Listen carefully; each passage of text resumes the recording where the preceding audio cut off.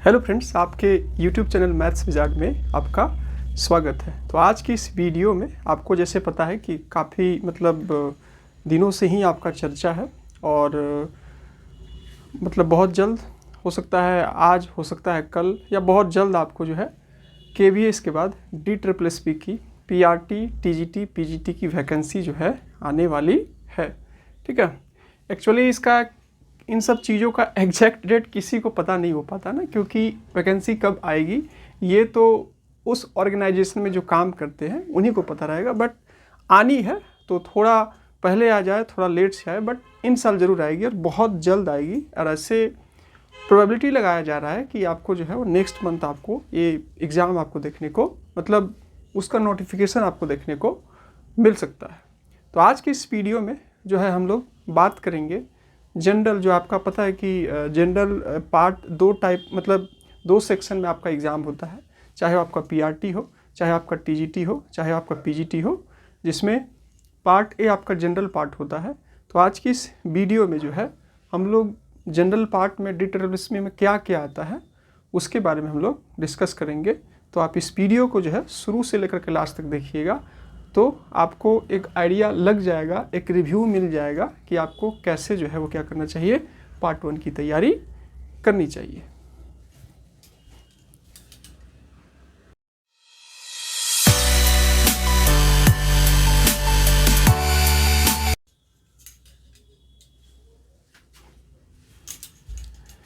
तो चलिए फ्रेंड्स, बिना कोई देरी किए हुए जो है हम लोग एक देखते हैं, रिव्यू देखते हैं कि आपका क्या क्या पार्ट ए में सिलेबस आपको तैयार करना चाहिए।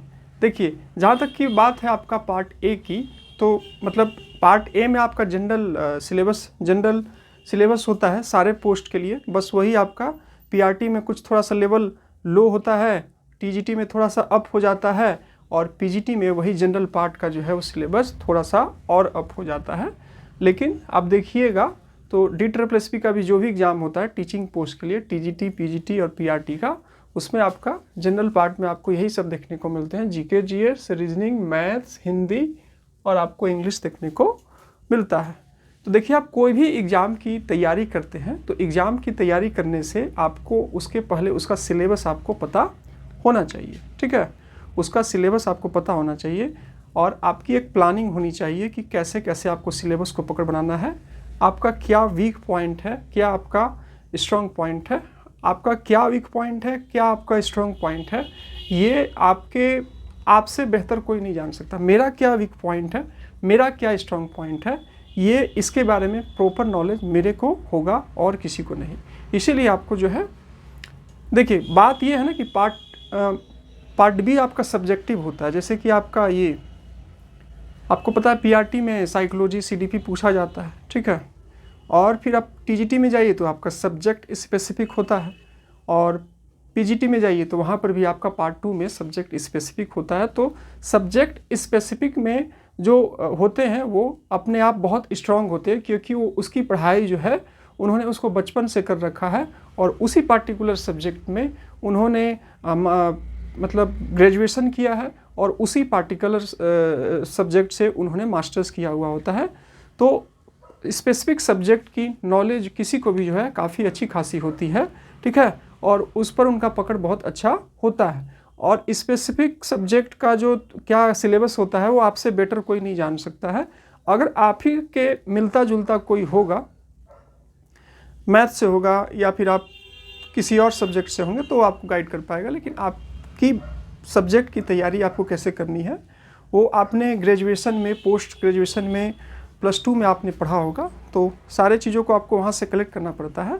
तो फिलहाल मैं जो है वहाँ पर ये जनरल पार्ट की आपको के बारे में डिस्कस करूँगा, क्योंकि जो है आप देखते हैं कि पार्ट 2 में DSSP का पार्ट 2 जो एग्ज़ाम होता है उसमें जो होता है वो सेकेंड पार्ट में लोग अच्छे खासे नंबर ले आते हैं, बट वो पार्ट 1 को थोड़ा ईजिली वे में लेते हैं और जिसके कारण से उनका नंबर मेरिट तक वो नहीं पहुंच पाते हैं। जैसे कि आपको पता होना चाहिए कि आपका कि DSSP के एग्ज़ाम में क्वालिफाइंग आपको क्वालिफाई होना क्या होता है, ज़रूरी होता है। जो आपका एग्ज़ाम होता है पार्ट ए और पार्ट बी में, पार्ट बी में।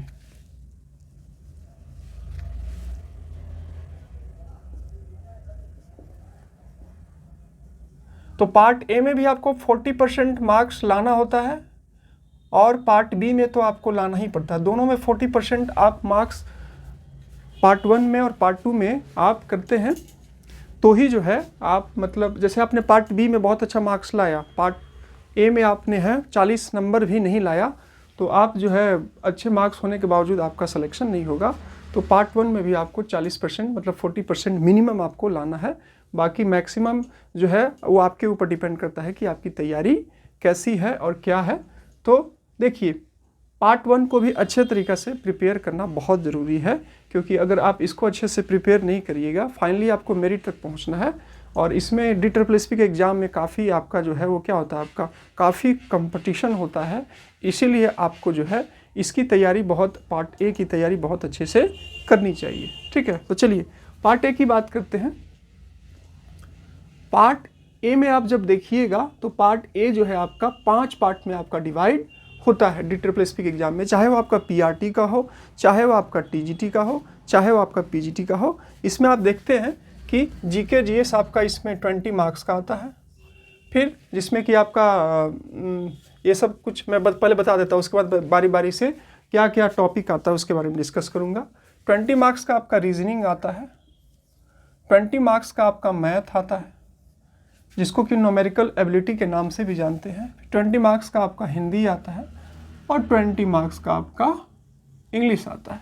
ठीक है, तो अगर आपने इन सब सारे सब्जेक्ट की तैयारी बहुत अच्छे से नहीं की, और ये ऐसा सब्जेक्ट है कि आप थोड़ा अच्छे से तैयारी कर ले, बहुत अच्छे से अगर तैयारी कर ले तो आप यहाँ पर 60 और 70 मार्क्स जो है वो आराम से ला सकते हैं, और लाने के बाद आप मेरिट लिस्ट में भी आ सकते हैं। ठीक है, तो इसकी तैयारी आपको काफ़ी अच्छे से करनी चाहिए अगर आपको DSSP का एग्ज़ाम क्रैक करना है। तो आप देख सकते हैं कि GK GS में जो है जनरल टॉपिक होता है। देखिए, बहुत सारे कैंडिडेट GK GS को जो है वो ऐसे ही नेगलेक्ट कर देते हैं, लेकिन आपको नेगलेक्ट नहीं करना चाहिए, क्योंकि थोड़ा सा अगर आप अपने जनरल लाइफ में, जनरल रूटीन में कोई भी चीज़ों को अगर आप इन्वॉल्व कर लीजिएगा तो आराम से, अगर वहाँ पर 20 क्वेश्चन है तो आराम से आप 7 से 8 क्वेश्चन, 10 क्वेश्चन, अगर आपने थोड़ी अच्छी भी तैयारी कर ली तो 13-14 क्वेश्चन के अकॉर्डिंग जो है आप आराम से जो है वो कर सकते हैं। तो इसमें आपका वही होता है, करंट इवेंट आप किसी एक यूट्यूब चैनल को फॉलो करिए, वहाँ से करंट इवेंट क्या हो रहा है वहाँ से आप करिएगा और उसको रोज़ देखिएगा तो आपका तैयार हो जाएगा। हिस्ट्री का कुछ देख लीजिए, पॉलिटी का देख लीजिए, कॉन्स्टिट्यूशन का देख लीजिए, स्पोर्ट्स का देख लीजिए, everyday science, Indian freedom movement, famous constitution post जो होता है कि रिसेंट में कौन प्रेसिडेंट बना, रिसेंट में आपका कौन वाइस प्रेसिडेंट बना, रिसेंट में कौन CM बना, ये सब से भी कुछ कुछ क्वेश्चन पूछे जाते हैं। तो थोड़ा सा अगर आप साइंटिफिक रिसर्च कुछ ना कुछ आपका होते रहता है इसरो से रिलेटेड इधर उधर का, तो उसको थोड़ा सा आप अपने जनरल लाइफ में इंक्लूड कर लेंगे तो वहाँ से आप 10 प्लस क्वेश्चन आराम से आप जो है वहाँ से स्कोर कर सकते हैं। अगर आप इसको पूरा नेगलेक्ट करके चलिएगा तो आपको जो है वो एकदम नंबर नहीं होगा। और अगर ऐसे और जो कैंडिडेट जो है वो इसको तैयार करके जाते हैं तो उनको अपने मार्क्स में 10 मतलब कुछ अच्छा खासा स्कोर यहाँ से कर लेंगे। तो थोड़ा सा आप इन्वॉल्व करिए, थोड़ा सा न्यूज़पेपर पढ़िए, थोड़ा सा एक आध करंट यूट्यूब चैनल को फॉलो करिए तो आपका ये सेक्शन आराम से कंप्लीट हो जाएगा। ठीक है, रीजनिंग की बात आती है तो रीजनिंग में आपको पता चलेगा, जब आप प्रीवियस ईयर क्वेश्चन पेपर को देखिएगा तो सेम इनका मतलब पैटर्न होता है। TGT PGT PRT सभी में इनका जो है वो सेम होता है। आपको प्रीवियस ईयर देखना है, प्रीवियस ईयर को क्या करना है, उसको बेस मान करके उसको तैयारी करना है। और 30-40 प्रीवियस ईयर क्वेश्चन पेपर को, चाहे वो TGT का हो, चाहे वो आपका PGT का हो, चाहे आपका PRT का हो, अगर आप रीजनिंग का प्रैक्टिस कर लेते हैं और उसमें जो टॉपिक आपका प्रॉब्लम हो रहा है किसी बुक से प्रैक्टिस कर लीजिएगा तो आप अच्छा खासा आराम से आप रीजनिंग में अच्छा खासा स्कोर कर लीजिएगा। इसमें देखिएगा तो वही जनरल आपका प्रीवियस ईयर सबसे बेस्ट तरीका है कि आप कहीं से भी इंतजाम कर लीजिए, या फिर इसका बुक्स मिलता है उससे कर लीजिए, आपका तैयार हो जाएगा। इमेज सिमिलरिटी होता है, डिफरेंस होता है, प्रॉब्लम सॉल्विंग आता है, ऑब्जर्वेशन आता है, अर्थमेटिक रीजनिंग आता है, verbal classification, arithmetic number series आता है। और ये आपको प्रैक्टिस करना होगा। आप सोचिएगा कि खाली देख करके चले जाए तो आपका नहीं होगा, इसको थोड़ा सा आपका अच्छे से प्रैक्टिस। अगर आप आर्ट्स वाले बैकग्राउंड से बिलोंग करते हैं, आपका सब्जेक्ट है तो थोड़ा आपको यहाँ पर प्रॉब्लम हो सकता है। और मैथमेटिक्स वाले बैकग्राउंड से अगर आप बिलोंग करते हैं तो उनके लिए जो है ये 2 सेक्शन है वो काफ़ी इंपॉर्टेंट हो जाता है, रीजनिंग और मैथ, क्योंकि मैथ जो है आपका लॉजिकल पर बेस्ड होता है, कॉन्सेप्ट पर बेस्ड होता है। तो अगर आपकी मैथ बहुत अच्छी है तो आप ये दोनों वाले पोर्शन में मैथ्स और रीजनिंग में बहुत अच्छा कर सकते हैं। तो आप अगर मैथ्स बेल्ट से हैं तो अगर आप ये दोनों को बहुत अच्छे से प्रिपेयर कर लेते हैं तो यहाँ पर आप जो है वो आराम से 20 में, अगर आप मिनिमम है तो 15 प्लस, 40 में आप 35 प्लस स्कोर कर सकते हैं, और अगर तो 30 प्लस भी, मतलब आपके तैयारी के ऊपर डिपेंड करता है। तो इन दोनों सेक्शन में जो है आपको प्रैक्टिस की ज़रूरत पड़ेगी। अगर मैथ्स की बात ले लें तो आप जनरल जो आप देखते हैं इसके भी प्रीवियस ईयर क्वेश्चन पेपर को देखिएगा तो वहाँ से आपको अच्छा से पता चल जाएगा। ऐसे अगर आप यहाँ पर देखते हैं तो आप यहाँ पर देख सकते हैं LCM, HCF, ratio, proportion, percentage, average profit loss, mensuration, time and work, time and distance, algebra का कुछ क्वेश्चन आपको जनरली आपको देखने को मिलेगा। प्रीवियस ईयर क्वेश्चन मिला लीजिए, प्रैक्टिस कर लीजिए।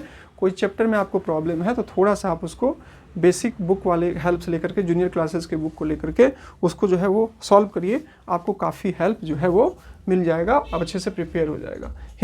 हिंदी को थोड़ा सा भी मतलब थोड़ा सा नेगलेक्ट करके चलना। देखिए हम लोग बिलोंग करते हैं हिंदी बेल्ट से, तो कहीं ना कहीं हम लोग जो है थोड़ा सा कॉन्फिडेंट फील करते हैं हिंदी में।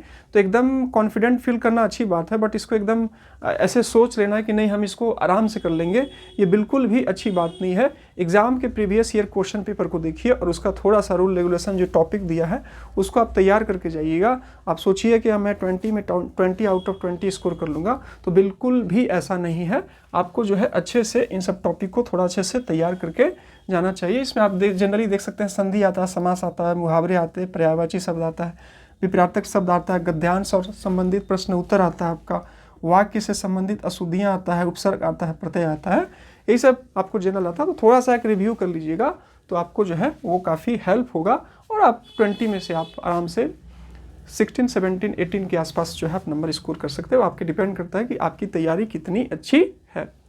इंग्लिश की बात आती है तो इंग्लिश में भी देखिए कोई भी सेक्शन को नेगलेक्ट करना थोड़ा सा अच्छा बात नहीं है, आपको हर एक सेक्शन को अच्छे से प्रिपेयर करना चाहिए। तो आप आइडम फ्रेज आपका आता है, एंटो, साइनो, अपोजिट, तो ये सब कुछ चीज़ें हैं। जैसे आइडम फ्रेज को आप क्या कीजिए, मॉर्निंग में अपना एक डेली रूटीन में इन्वॉल्व कर लीजिए कि मेरे को 10 मिनट इसको देखना है, तो रोज़ रोज़ आप इसको देखिएगा, मॉर्निंग में रोज़ रोज़ रिवीजन कीजिएगा तो कुछ ना कुछ आपको जो हेल्प हो जाएगा।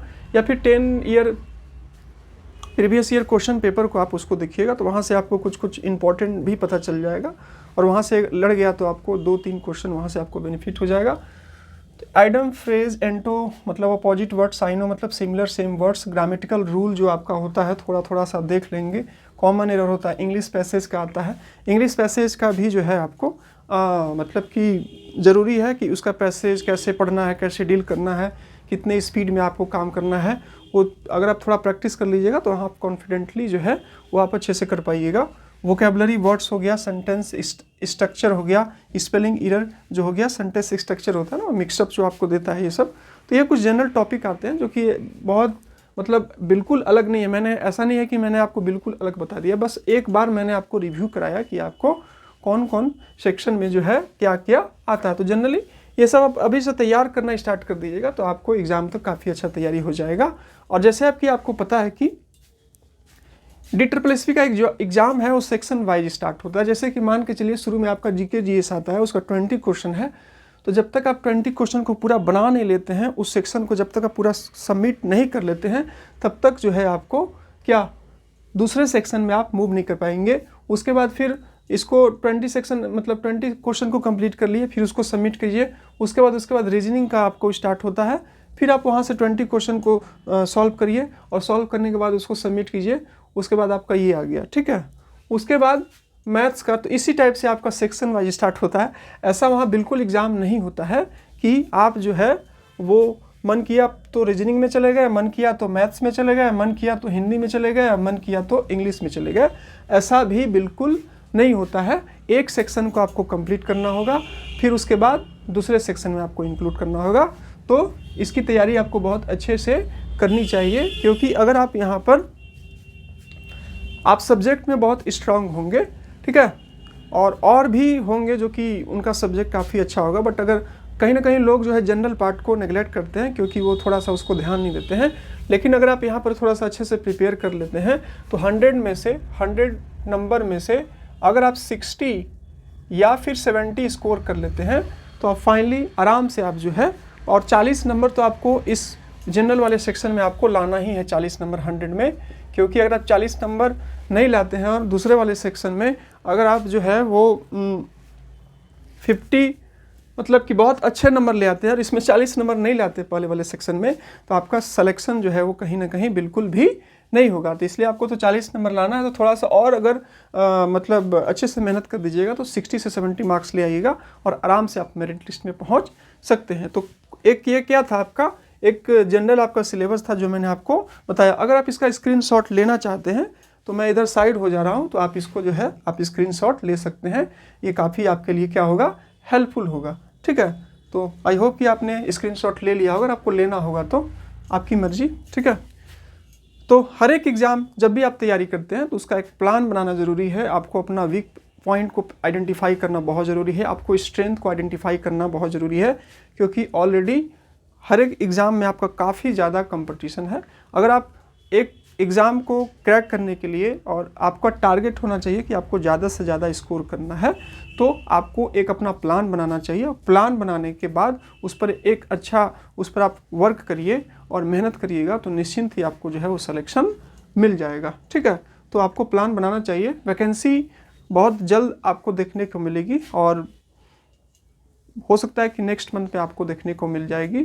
तो मेरा आपसे यही रिक्वेस्ट रहेगा कि अगर आप इस एग्ज़ाम के बारे में, अगर आपका KVS नहीं अच्छा गया और आपके स्टेट में वैकेंसी नहीं है, ठीक है, तो आप इस एग्ज़ाम को टारगेट कर सकते हैं। ऑलरेडी इस एग्ज़ाम में बहुत ही ज़्यादा कंपटीशन रहता है, पूरे कंट्री के एस्पिरेंट इसमें अप्लाई करते हैं। तो अगर आप इसमें आपको एक स्थान निकालना चाहते हैं तो कहीं ना कहीं आपको जो है काफ़ी अच्छा मेहनत करना होगा। और अगर आप अभी से ही प्लान करते हैं तो काफ़ी अच्छी आपकी तैयारी हो जाएगी। और अगर आप एडवर्टीजमेंट का कहीं वेट कर रहे हैं, ठीक है, तो ये दिक्कत वाली बात हो सकती है। तो इसीलिए मेरे ख्याल से आपको जो है वो अभी से ही तैयारी शुरू कर देनी चाहिए। ठीक है, क्योंकि मैं आपको कह सकता हूँ, मैं आपको गाइड कर सकता हूँ, मैं आपको कुछ बता सकता हूँ, सारी चीज़ें आपके ऊपर डिपेंड करती है कि आप कैसे क्या करते हैं। आई होप कि मैंने सारे पॉइंट को बहुत ही अच्छे से एक्सप्लेन किया हुआ होगा। फिर भी अगर आपका कोई डाउट रह जाता है तो आप कमेंट में कमेंट बॉक्स कर सकते हैं। और अगर आपको कोई वीडियो चाहिए किसी टॉपिक पर, कुछ चीज़ों पर कुछ गाइडेंस चाहते हैं, मैं बहुत बड़ा मतलब बहुत सारे एग्ज़ाम को क्वालिफाई नहीं किया हूँ, बट मैं कुछ करता हूँ, तो जो मेरे पास नॉलेज है, जो भी मेरे पास नॉलेज रहेगा तो मैं आपके साथ ज़रूर शेयर करूँगा। तो कोई भी आपके इंक्वायरी है, कोई भी आपके डाउट्स है, तो आप कमेंट बॉक्स में कमेंट कर सकते हैं। तो आज के लिए बस इतना ही। ठीक है, we will meet in next video. Till, जय हिंद, वंदे मातरम। डिस्क्रिप्शन बॉक्स में टेलीग्राम चैनल का लिंक दिया है, वहाँ आप मेरे से टेलीग्राम चैनल पर भी जुड़ सकते हैं। और वहाँ पर हर एक दिन मैं कुछ ना कुछ वीडियो शेयर करता रहता हूँ। टीचिंग से रिलेटेड जो भी इन्फॉर्मेशन होता है उसको मैं शेयर करता हूँ, ताकि आप स्टे अपडेटेड रहें और आपसे कोई भी इन्फॉर्मेशन आपसे मिस ना हो। तो thank you for watching my video. Thank you friends, keep supporting. Thank you friends.